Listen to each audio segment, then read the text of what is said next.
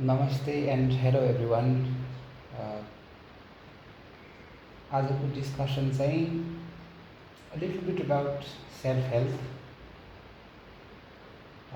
मान्छेको प्रगतिको बाधकहरू के हुन् मलाई थाहा भएसम्म त्यो दुईटा कुरा डिस्कस गरिन्छ. फर्स्टमा रिएक्टिभिटी अनि अर्को चाहिँ ingrained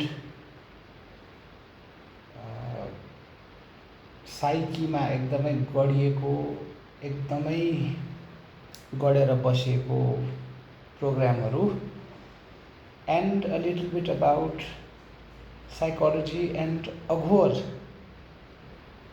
I think I would like to start about सबभन्दा पहिला चाहिँ मान्छेलाई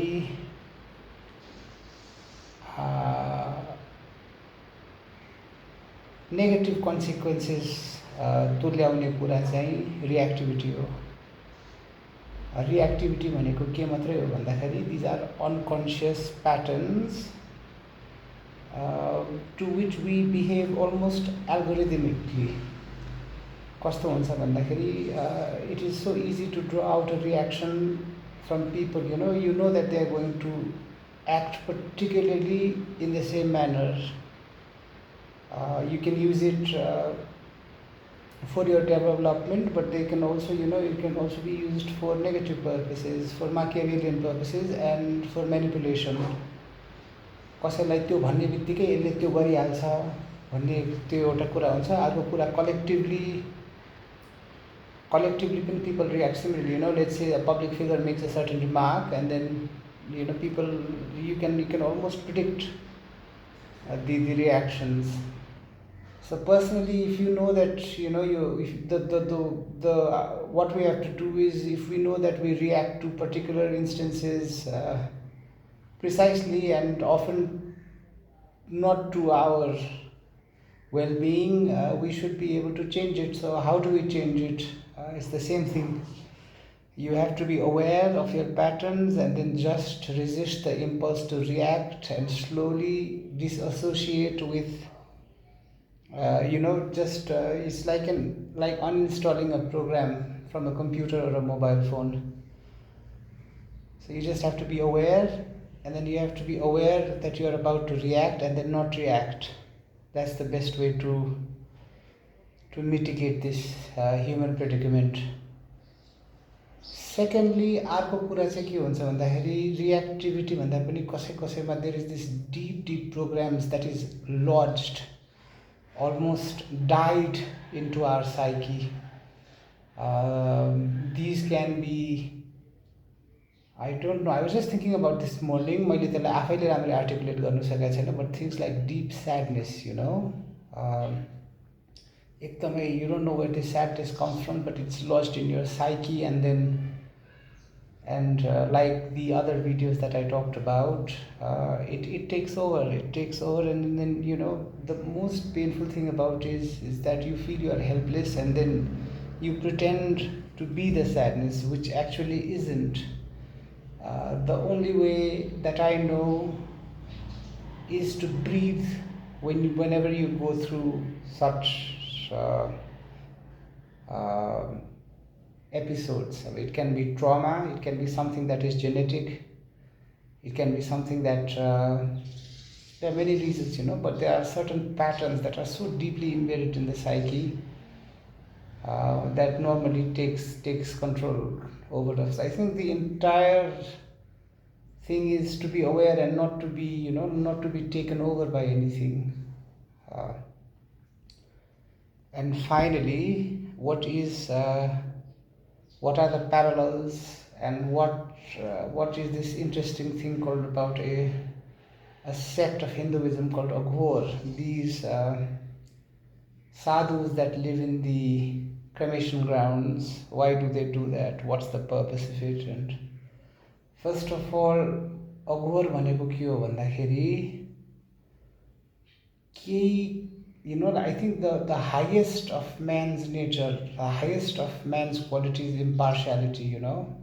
That is what Aghor is. To see everything from a very from an equidistant perspective. Nothing is dearer or nothing is bad. And secondly, Aghor Abhaya Bhaneko, to be free from fear. So the entire process of living in the Smashan Ghat is to not be affected by the external, but still have a wonderful life inside, even in the most dire of circumstances. I think that is the true definition of Aghor. Please correct me if I'm wrong, but as far as I know, it is about सबैलाई एकदमै समानताले हेर्ने, कुनै घृणाबाट मुक्त भएको. There is no disgust in the heart, and no matter how dire your circumstances, you can still live a pretty wonderful life, a life of a sadhak. There is this wonderful well of joy that wells inside of us, and then if we work hard enough and do our sadhana, I think we can find it, and then the external world really doesn't matter. I think that's what Aghor is to me. Not necessarily, all the rituals and everything is to get beyond, to transcend beyond the mundane world. Nothing is vile or disgusting, but that doesn't necessarily give us a reason to misbehave. And although this is a very, very fierce line of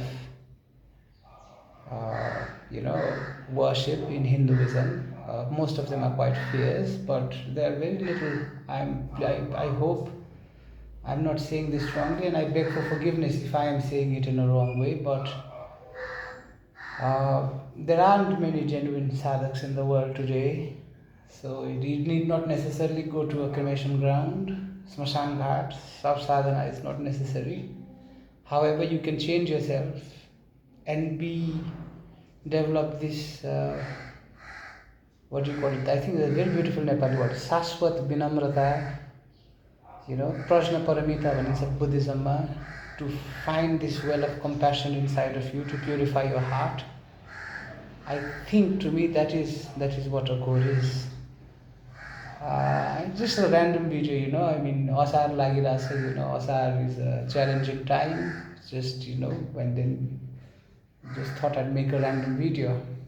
And I think I have explained properly the things that I wanted to talk about: reactions, ingrained patterns, and the redefinition and the psychological process of this wonderful and mystical sect of Hinduism called Aghor. That's it. I'd like to end now. Have a wonderful day, and as usual, salutations to the unseen perfection.